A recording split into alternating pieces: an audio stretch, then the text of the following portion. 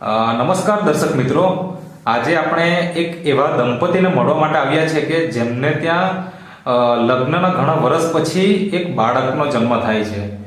તો આજના સમયમાં, આજના જમાનામાં આજે હવા, પાણી અને ખોરાક પ્રદૂષિત થઈ જવાના કારણે ઘણી બધી બીમારીઓ ઘરમાં આવી ચૂકી છે. જેમાંનો એક પ્રોબ્લેમ આજે મેજર જોવાનો મળે છે કે લગ્નના ઘણા વર્ષ થવા પછી પણ સંતાનની પ્રાપ્તિ નથી થતી. અને આવા નિસંતાન દંપતીને ત્યાં આજે ઘણા બધા રિઝલ્ટો અમે ઓલરેડી આપી ચૂક્યા છે. તો એમાંનું જ એક રિઝલ્ટ આજે આપણે એનો વિડીયો શૂટ કરવા માટે આવેલા છે. તો સૌપ્રથમ તમારો પરિચય આપજો. શું નામ છે તમારું? રસિકભાઈ કે ગુરગુટિયા. હા, તમારું નામ? રસીલાબેન રસિકભાઈ ગુરગુટિયા. ઓકે. અને આ ગામ કયું? વારોલી તલાટ. વારોલી તલાટ એટલે તાલુકો કયો કહેવાય? નાના પોંડા. નાના પોંડા. અત્યારે નવો તાલુકો બન્યો છે. અને જિલ્લો? જિલ્લો વલસાડ. વલસાડ. ઓકે. મને એ જણાવો કે તમારા લગ્ન કયા વર્ષે થયેલા? લગ્ન 2019 માં થયા. 2019. અને અત્યારે ચાલે છે 2026. બરાબર ને? એટલે લગભગ આ બાળક જે છે એ પહેલું જ બાળક છે ને તમારે ત્યાં? બરાબર ને? એટલે લગ્નના 6 વર્ષ પછી આજે તમારે ત્યાં એક બાળકનો જન્મ થાય છે. કેટલા મહિના થયા બાળકના? 2 મહિના. 2 મહિના. અચ્છા. તો શું છે, મતલબ છોકરી છે કે છોકરો છે? છોકરી છે. છોકરી છે. મતલબ લક્ષ્મી આવી કહેવાય. બરાબર ને? હા. તો 6 વર્ષ હવે લગ્નનો આપણો સમયગાળો થાય એટલે સૌથી પહેલા તો આપણો સમાજ, આપણો પરિવાર એ બધા જ લોકો એવું કહેતા હોય કે હવે બાળક જોઈએ એમ. બરાબર ને? તો તમે કેટલા વર્ષ લગ્નના થયા પછી પ્રયત્ન ચાલુ થઈ ગયો કે બાળક આપણે જોઈએ છે એમ? એટલે લગ્નના 2 વર્ષ પછી પ્રયત્ન ચાલુ થતા. અચ્છા. તો શું થતું એમ, મતલબ શું પ્રોબ્લેમ શું હતો?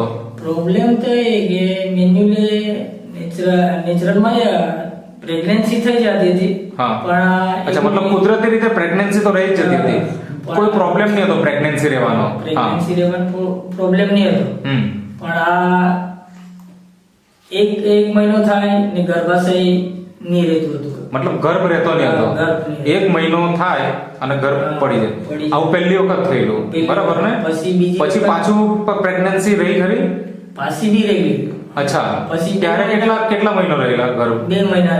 2 મહિના. અને આ પછી પાછું એવું ઘટના પાછી એકવાર ઘટના થઈ ત્યારે પ્રેગ્નન્સી રહી ગયેલી ને 6 મહિના થયા ને તેવું થયેલું.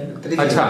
મતલબ કે પહેલી વખત 1 મહિનો રહ્યો ગર્ભ, બીજી વખતે 2 મહિના રહ્યો, ત્રીજી વખતે 6 મહિના રહ્યો અને મતલબ કે મિસકેરેજ થઈ જતો, ગર્ભ પડી જતો હતો. બરાબર ને? તો જ્યારે પહેલી વખત થયું, બીજી વખત થયું, તો ત્રીજી વખતે જ્યારે પ્રેગ્નન્સી રહી ત્યારે તમે ડોક્ટરને વાત તો કરી હશે ને કે આવું થતું છે તો શું કરવું? તેની કોઈ સારવાર ચાલતી હતી કે કેવું? સારવાર હોસ્પિટલમાં જ હતા. અચ્છા. તો પણ આ પ્રોબ્લેમ આવી ગયો.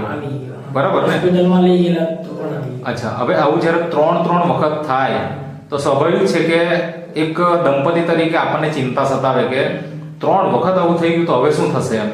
આવું કઈ તમને મનમાં થતું હતું? હા, આવું થતું જ હતું. સારવારમાં તો કરી તો તે દિવસે તમને પૂરેપૂરો એકદમ વિશ્વાસ હતો કે મનમાં કંઈક હતું કે શંકા જેવી કઈ? એમ તો શંકા તો થોડી ઘણી ખરી. ટેબલ પર રાખી છે આ બધી વાપરીને, જેમાં નેચરમોર ઓરિજિનલ છે, નેચરમોર ફોર વુમન છે, પછી ઇઝી ડિટોક્સ છે, man wellness, woman wellness, nutri liver, nutri heart, પછી નેટસપ કંપનીનું જે હર્બલ ડેન્ટલ પેસ્ટ છે અને સાબુ છે મોઇશ્ચરાઇઝર તમે વાપરી. તો શરૂઆતમાં તમે મતલબ કેટલા મહિનાની પ્રોડક્ટ લીધેલી અંદાજે? કે મહિનાનો તમે એક મહિનાની તમે પ્રોડક્ટ લીધી? બરાબર ને? તો પહેલા મહિને લીધું, બીજા મહિને લીધું, ત્રીજા મહિને લીધું, ચોથા મહિને લીધું, આવું કેટલા મહિના લીધું તમે? એમ તો 2 મહિના લીધી. 2 મહિના લીધી. 2 મહિનામાં જ રિઝલ્ટ આવી. અચ્છા. ત્રીજા મહિને લીધી કે પ્રોડક્ટ નહીં લીધી? ત્રીજા મહિના પછી એમના માટે જ લીધી. અચ્છા. મતલબ 2 મહિના વાપરી અને ત્રીજો મહિનો જ્યારે વાપરવાની શરૂઆત કરી એટલે તમને ત્યારે પ્રેગ્નન્સી રહી ગઈ. બરાબર. તમને ખબર કેવી રીતના પડે પ્રેગ્નન્સી રહી ગઈ? હોસ્પિટલમાં. અચ્છા. પ્રેગ્નન્સી પટ્ટીમાં ચેક કરી. ઓકે. મતલબ મેડિકલ સ્ટોરમાંથી તમે લાવેલા પ્રેગ્નન્સી કિટ ટેસ્ટ કરવાની અને એનાથી તમને ખબર પડી ગઈ કે પ્રેગ્નન્સી રહી ગઈ છે. પછી હોસ્પિટલ ગયા વેરીફાઈ કરવા માટે કે છે કે કેમ એમ, અને રહી ગયું બાળક. બરાબર ને? તો અત્યાર સુધીની ઘટનાના હિસાબે આપણે એટલું તો સમજીએ કે તમને તો ઓલરેડી પ્રેગ્નન્સી મતલબ આ બેને રહેતી જ હતી, 3 વખત રહી ગઈ અને ચોથી વખતે પણ પાછી આ રહી ગઈ અને એમાં નેચરામોર પ્રોડક્ટ્સ નેટસપ કંપનીની છે એ તમે વાપરી, બરાબર.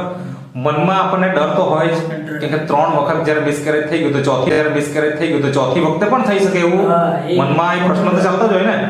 તો 9 મહિના દરમિયાન આ પ્રોડક્ટ બંધ કરી નાખી કે તમારી ચાલુ જ હતી?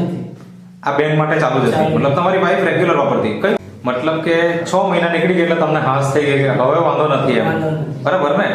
હવે ડિલિવરી 6 મહિનાનું આ મિસકેરેજ થયું ને તે પછી તરત જ આ દવા ખાલી 2-3 મહિનાથી ને દવા ચાલુ કરેલી. અચ્છા.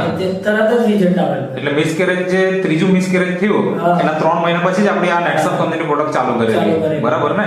હવે એક્ચ્યુઅલી આ જે આપણે ટેબલ પર રાખી છે આ જે છે ને એ પ્રેગ્નન્સી માટેની દવા નથી, આ એક ન્યુટ્રાસ્યુટિકલ કહેવાય કે જે આપણા બોડીની અંદર જે મલ્ટીવિટામિન્સ, પ્રોટીન કે કાર્બોહાઈડ્રેટ્સ કે ફેટ. ઓકે, તો આજે તમે એકદમ સંપૂર્ણ રીતે ખુશ છો? ખુશ. 6 વર્ષ પછી આપણે ત્યાં એક બાળક આવ્યું છે તો ખુશી તો સ્વાભાવિક છે, બરાબર ને. 2 મહિના થઈ ગયા છે અને તંદુરસ્ત છે બાળક એકદમ. તો આજે એવા ડિલિવરી થઈ ત્યારે ડોક્ટરે બી કીધું કે સારું બાળક છે, બરાબર. એમને બી કીધું કે કોઈ જન્મ તારીખ કઈ 20/1/2026 20/1/2026 ના દિવસે જન્મ થયેલો, બરાબર. અત્યારે 3જો મહિનો ચાલે છે એટલે 2 મહિના થઈ ગયા, બરાબર છે. 3જો મહિનો પૂરો થવામાં છે હવે. તો આજે ઘણા બધા દંપતીઓ તમારો આ વિડીયો જોશે, બરાબર. ઘણી વખત કેવું હોય, લેવાની ઈચ્છા થાય પણ મનમાં નેગેટિવ પ્રશ્નો હોય.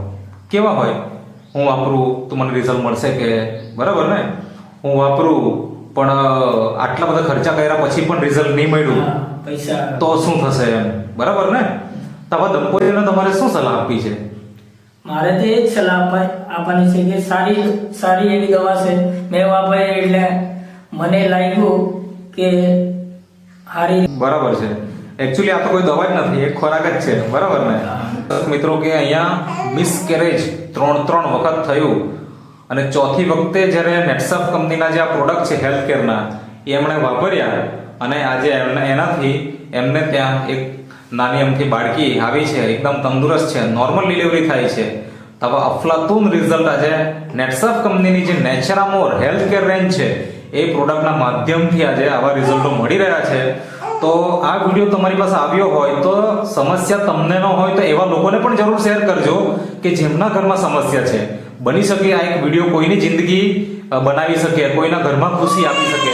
જેમ એમને ત્યાં એક ભાઈએ સલાહ આપી તો એ લોકોને ત્યાં રિઝલ્ટ આવ્યું છે, તો તમે પણ કોઈ દંપતીને સલાહ આપશો તો એમને ત્યાં પણ રિઝલ્ટ આવશે. તો જિંદગીભર માટે તમારો એ લોકો આભાર માનશે અને આશીર્વાદ આપશે. તો તમે જે ઇન્ટરવ્યુ આપ્યો તે બદલ તમારો ખૂબ ખૂબ આભાર.